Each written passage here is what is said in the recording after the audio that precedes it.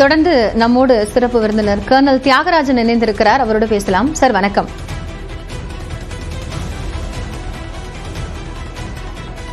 Kernel sir, நீங்க இணைப்புல தான் இருக்கீங்க. வணக்கம். நாடு முழுவதும் இப்ப இந்த போர்க்கால பாதுகாப்பு ஒத்திகை என்பது நடத்தப்பட்டு வருகிறது. ஆபரேஷன் சிந்து, அதை தொடர்ந்து தற்போது இந்த ஒத்திகை அப்படிங்கிறது 244 இடங்கள்ல நடத்தப்படுகிறது. பொதுவா இது போன்ற ஒத்திகை நடத்தப்படுறது அப்படிங்கிறது எது போன்ற விஷயங்களுக்கான சமிக்கைன்னு புரிந்துக்கலாம்?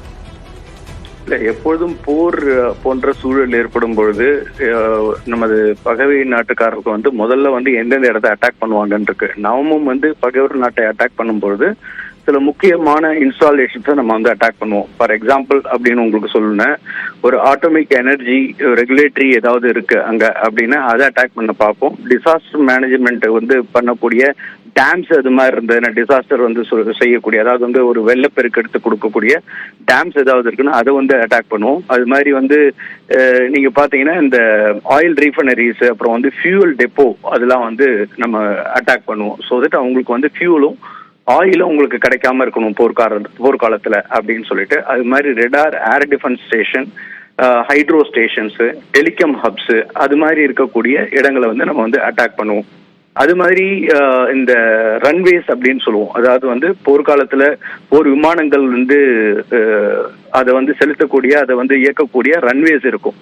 அந்த ரன்வேஸ் 2 விதமாக இருக்கும். ஒன்று நம்மளுடைய விமானப்படையினுடையது, இரண்டாவது நம்ம பார்க்கும்பொழுது ஒரு சிவிலியன் ஏர்போர்ட் ஸ்டேஷன்ஸ் இருக்கும். நம்ம மீனம்பாக்கம் இருக்கு, அது மாதிரி சிவில் ஏர்போர்ட் ஸ்டேஷன்ஸ், அந்த இடத்துல தகர்ப்பார்கள். ஸோ தட் அவங்களுடைய எதிரி நாட்டினுடைய அந்த விமானங்கள், போர் விமானங்கள் மேலே எழக்கூடாது அப்படின்னு சொல்லிட்டு.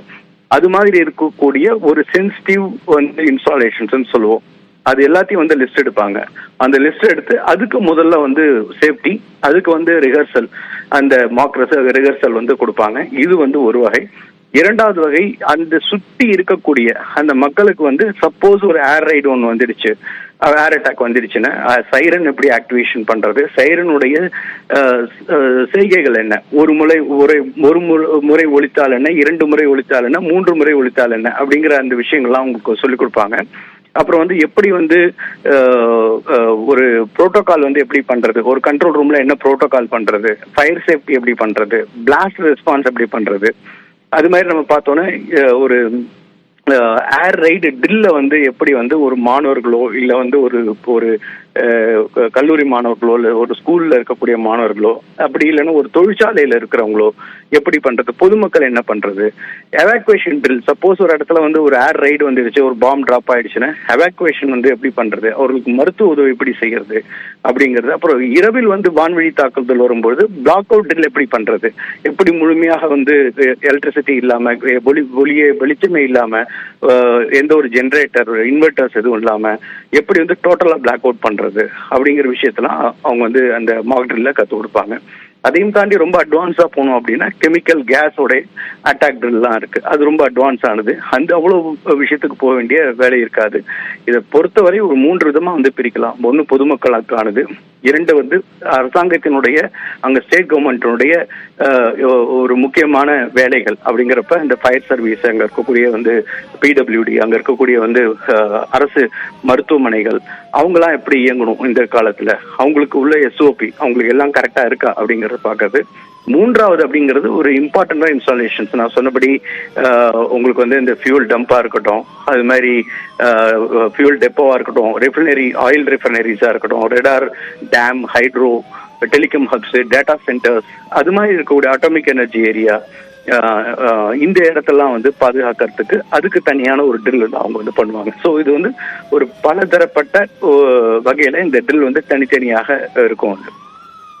அதாவது ரிசோர்சஸை பாதுகாக்கிறதுங்கிறது தான் இதனுடைய முக்கியமான நோக்கமா இருக்கும். அதுல மக்களும் இருக்கிறாங்க. இப்போ மக்களுக்கான இந்த விழிப்புணர்வுல அவங்க அச்சப்படாம உடனடியா அந்த நேரத்துல சமயோஜிதமா செயல்படுறதுக்கான விஷயங்கள் சொல்லிக் கொடுக்கப்படுமா? என்ன மாதிரியான தயாரிப்புல மக்கள் இருக்கணும்? இந்த மாக் ட்ரில்லோட முக்கியமான பர்பஸ் அப்படிங்கிறது 2. 1, preparing citizens for emergency scenarios. நமது நாட்டு மக்களை ஒரு அவசர கால நிலையில் எப்படி தயார் நிலையில் வைக்க வேண்டும் அப்படிங்கிறது 1. 2வது, ஒரு அவசர கால நிலையில் நம்மளுடைய முக்கியமாக இருக்கக்கூடிய அந்த தளங்களை எப்படி பாதுகாக்க வேண்டும் அப்படிங்கிறது இரண்டாவது. மூன்றாவது, அரசாங்கம் எப்படி துரிதமாக செயல்பட வேண்டும் அப்படிங்கிறதும் இதுல வரும். அந்த இதுல இது டு ரெடியூஸ் பேனிக், அதாவது இது மாதிரி கற்றுக் கொடுத்து இது மாதிரி இதுதான் செய்யணும் அப்படின்னு அவர்களுக்கு அந்த விஷயத்தை கற்றுக் கொடுத்து அவங்க கிட்ட இருக்க பயத்தை வெளில எடுக்க, பயத்தை குறைக்க செல்வது, முழுமையா எடுக்க முடியாது, பயத்தை குறைக்க செய்வது, கன்ஃபியூஷன் இல்லாம என்ன செய்யணும் அப்படிங்கறது அவர்களுக்கு சொல்லிக் கொடுப்பது. ஸோ அதான் ரெடியூஸ் பேனிக் அண்ட் கன்ஃபியூஷன் அந்த டியூரிங் அட்டாக்ல அவங்களுக்கு இருக்கக்கூடாது அப்படிங்கிறது தான் இதுடைய கருத்தாக இருக்கும். நன்றி திரு கர்னல், இணைப்பில் உங்களுடைய கருத்துக்களை பகிர்ந்து கொண்டமைக்காக.